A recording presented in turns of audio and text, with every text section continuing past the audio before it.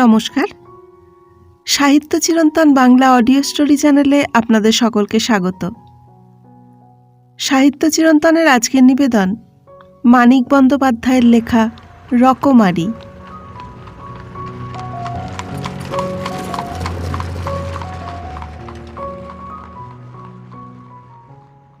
বাড়িতে পা দিতেই গৃহিণীর উচ্চ কণ্ঠ কানে এলো।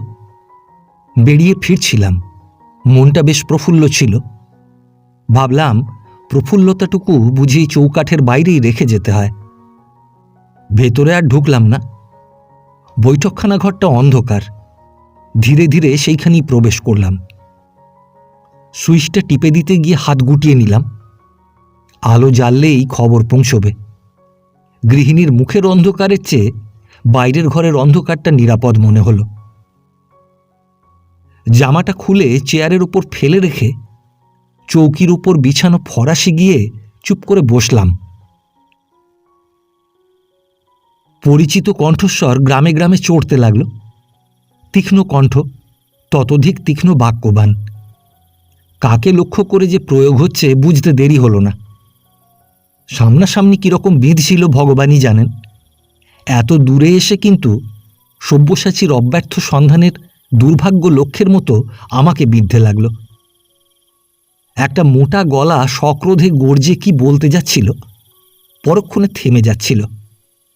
প্রলয় গুণে নিঃশব্দে বসে রইলাম। কতক্ষণ পরে সুর নামতে লাগল।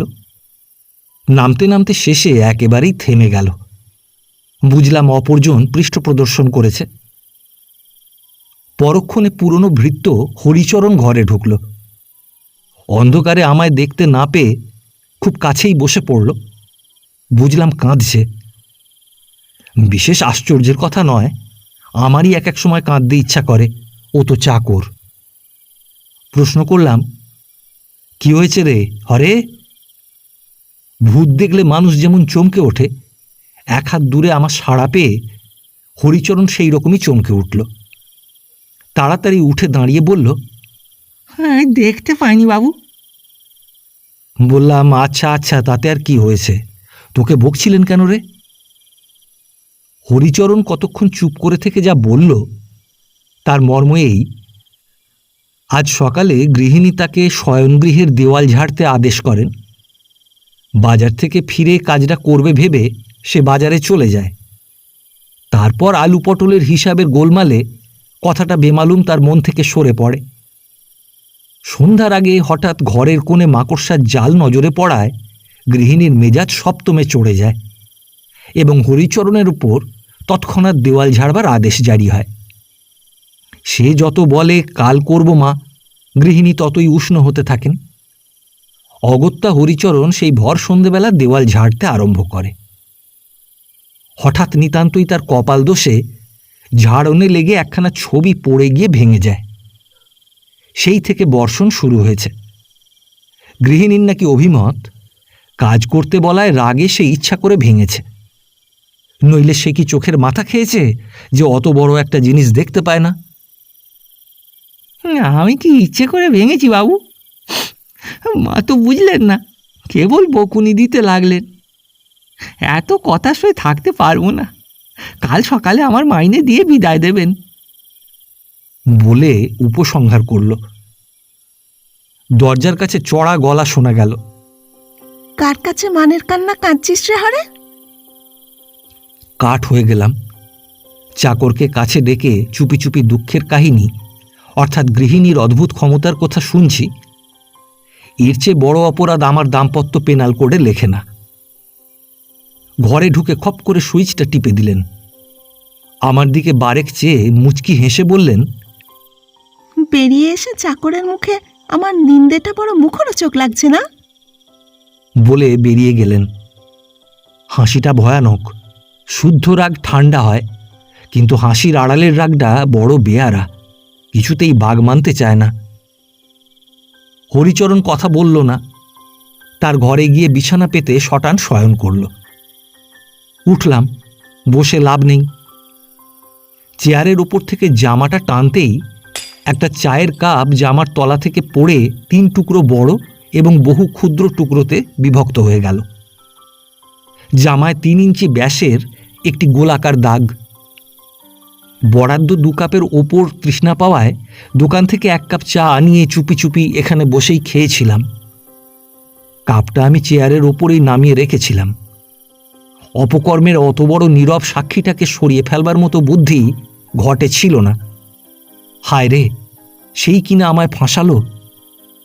জামার এ অবস্থা দেখলে অগ্নিতে ঘৃতাহুতি বলে একটা কথা আছে না? আলমারি খুলে মোটা মোটা আইনের বইয়ের পেছনে জামাটা লুকোলাম। ভাবলাম কাল সকালে ডাইং ক্লিনিংয়ে পাঠিয়ে দেব। ওপরে গিয়ে শয়নগৃহে ঢুকতেই নজরে পড়ল খাটের ওপর পা ছড়িয়ে বসে তিনি আমার 21 টাকা দামের ফাউন্টেন পেনটি নিয়ে একটা কাগজে খসখস করে কি লিখছেন। পায়ের শব্দে নজর তুললেন, বললেন, খালি গায়ে জামা কি হলো, বিলিয়ে দিয়ে এলে নাকি? ব্যাস, ডাইং ক্লিনিং খতম। নিজের উপর চটে গেলাম। অন্য একটা জামা গায়ে দিয়ে এ ঘরে ঢুকলেই হতো। এই কার্তিকের শেষে স্বামীর খালি গা দেখে কোন সুগৃহিণীর না জামার কথা মনে জাগে। ওকালতি করে বাইরের লোকের আন্দাজ মতে মাসে 1300-1400, আর নিজের হিসাব মতো 700-800 টাকা রোজগার করি। আর এইটুকু বুদ্ধি মাথায় এলো না। ধিক! বললাম, বাইরের ঘরে ফেলে এসেছি, নিয়ে আসছি বলে তাড়াতাড়ি পা বাড়ালাম। আলমারির বইয়ের পেছনের গোপনতাটুকু গোপন করাই শ্রেয়। গৃহিণী বললেন, থাক থাক, তুমি বসো, ঝিকে দিয়ে আনিয়ে নিচ্ছি। তুমি ওই ফ্লানেলের শার্টটা গায়ে দাও। কপাল! বাইরের ঘরের সেই জাতীয় সাংঘাতিক হাসি হেসে পূর্বে বরাবর একটা গোটা রাত কথা বন্ধ করে এসেছেন। আর যেদিন জামায় চায়ের দাগ লাগলো এবং একটা হাস্যকর জায়গায় সেটা লুকিয়ে রাখলাম, সেই দিনই তিনি এমন সদয় হয়ে পড়লেন। ঝিকে ডাকলেন এবং জামা আনতে পাঠালেন। একটু সরে বসে নিজের পাশে খাটের ওপরকার জায়গাটা দেখিয়ে বললেন, এইখানে বসো, একটা কাজ আছে। আগে শার্টটা গায়ে দিয়ে নাও। বেশ ঠান্ডা পড়েছে আজ, তোমার আবার যে সর্দির ধাত। ও, কাজ আছে তাই? প্রয়োজনের খাতিরে অমন হাসিটাকে নিরর্থক হতে দেবার উদারতা গৃহিণীর ছিল। জামাটা গায়ে দিয়ে নির্দিষ্ট স্থানে বসলাম। বললেন, মৃণালিনীকে চেনো তো? ঘাড় নেড়ে বললাম, চিনি। কে বলো তো? ওই বঙ্কিমবাবুর মানুষ কন্যা। এবং এবং তোমার প্রণয়িনী? আমি বললাম, থু, ওয়াক। গৃহিণী বললেন, তাই নাকি? বেশ বেশ, শুনে সুখী হলাম। ঠাট্টা এখন থাক, কাজের কথা শোনো। এ তোমার সে মৃণালিনী নয়, আমার সই, ধীরেনবাবুর স্ত্রী গো, মনে নেই? মনে ছিল, কিন্তু বললাম, মনে তো পড়ছে না। তিনি বললেন, থাক থাক, অত সাধু বনতে হবে না। যার গান শুনে ধীরেনবাবুর সঙ্গে স্ত্রী বদল করতে চেয়েছিলে, তার কথা 3 মাসেই ভুলেছ বটে। সর্বনাশ! ধীরেনের কানে কানে বলা সেই পরিহাসটুকুও শুনতে বাকি নেই। বললেন, এখন শোনো, সই ভারী একটা মজা করেছে। আমার কাছে একটা চিঠি লিখেছে ইংরেজিতে। একটা ভালো রকম জবাব লিখেছি, কারেক্ট করে দাও দেখি। বুদ্ধি তোমার যদিও কম, MA BLটা তো পাশ করেছ, পারা উচিত। ভুল থাকলে কিন্তু ধীরেনবাবু হাসবেন। বললাম, মজুরি? অগ্রিম চাই? নিশ্চয়ই, যদি ফাঁকি দাও। কণ্ঠস্বর যে কণ্ঠেই বাস করে সে বিষয়ে সন্দেহ নেই, নইলে ওষ্ঠে বাস করলে গৃহিণীর এই 25 বছর বয়সের অধর সুধাই ঝাল লাগত এবং ওষ্ঠ জ্বলত। বাইরে থেকে ঝি বলল, বাইরের ঘরে বাবুর জামা তো পেলুম না মা। গৃহিণী আমার মুখের দিকে চাইলেন, বললেন, সদর দরজা বন্ধ ছিল দেখে এসেছিস? নজর করিনি মা। নজর করিসনি? ঘরে গেলি, একটা জামা খুঁজলি, আর তোর নজরে পড়ল না সদর দরজা খোলা কি বন্ধ? চোখ চেয়ে কাজ করিস না কাজ করবার সময় স্বপ্ন দেখিস? অবাক করলি বাছা, যা দেখে আয়। ঝি চলে গেল এবং ফিরে এসে জানালো সদর দরজা খোলাই ছিল। বেশ, সেদিন এত টাকা খরচ করে এমন সুন্দর সাদা ভয়েলের পাঞ্জাবিটা করিয়ে দিলুম, যাবেই তো? আমি আমতা আমতা করে বললাম, আমি একবার দেখে আসি বলে নিচে নেমে গেলাম। আইনের কেতাবের পেছন থেকে জামাটা টানতেই খোঁড়ার পাজে খানায় পড়ে এর সত্যতা প্রমাণ করবার জন্যই বোধহয় কোথায় এক পেরেক লুকিয়েছিল। জামা খানিকটা ছিঁড়ে গেল, ওই নিয়েই ওপরে এলাম। ঝি এসে দাঁড়ালো। গৃহিণী বললেন, জামা যে পেলি নে, এটা কি?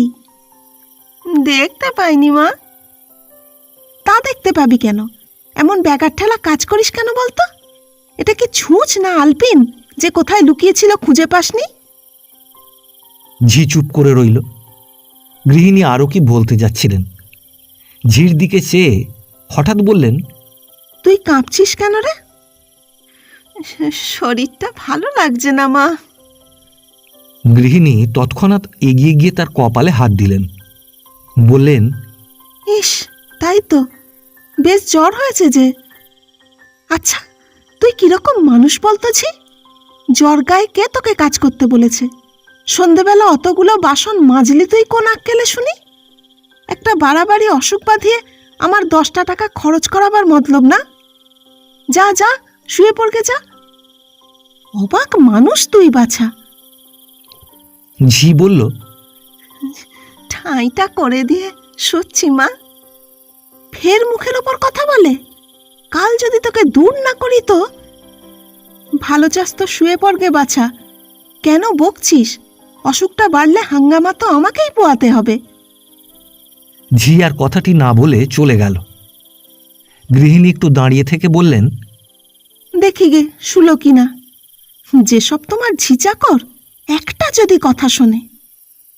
বলে চলে গেলেন। ফিরে এসে আমার জামাটা নিয়ে আলনায় টাঙাতে গিয়ে গৃহিণী সেই দাগ ও ছেঁড়া দেখতে পেয়ে বজ্রগর্ভ দৃষ্টিতে আমার পানে চাইলেন। দাগ ও ছেঁড়ার একটা কাল্পনিক ইতিহাস আরম্ভ করেছিলাম। ওটা হয়েছিল কি জানো, এই সময় সৌভাগ্যক্রমে নিচে বন্ধু নীরদবরণের কণ্ঠ শুনলাম। ওহে, ঘুমোলে নাকি? এই নীরু এসেছে, কি বলছে শুনে আসি বলে আমি চম্পট প্রদান করলাম।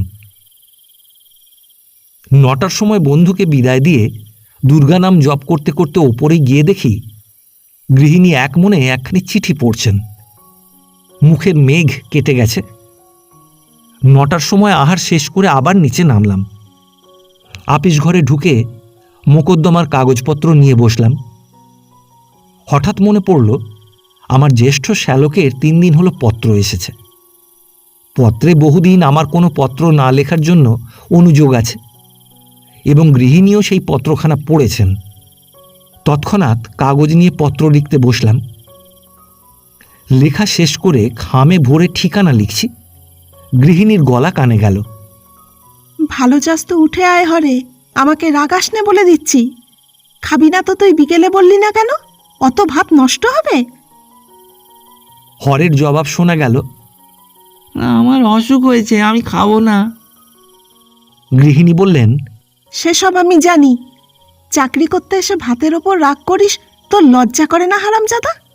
উঠে আয় বলছি। হরে বলল, আমি খাবো না। বেশ। বলে গৃহিণী স্থান ত্যাগ করলেন এবং আমার আপিস ঘরে ঢুকে একটা চেয়ারে বসে পড়লেন। ঠিকানার ওপরে ব্লটিং চাপা দিয়ে বললাম, খাওয়া হয়েছে তোমার? হুম। হরে বুঝি খেলে না? ঝংকার দিলেন। শুনতে পাও না? এতক্ষণ ধরে সাজছিলাম কাকে? আমি চুপ করে রইলাম।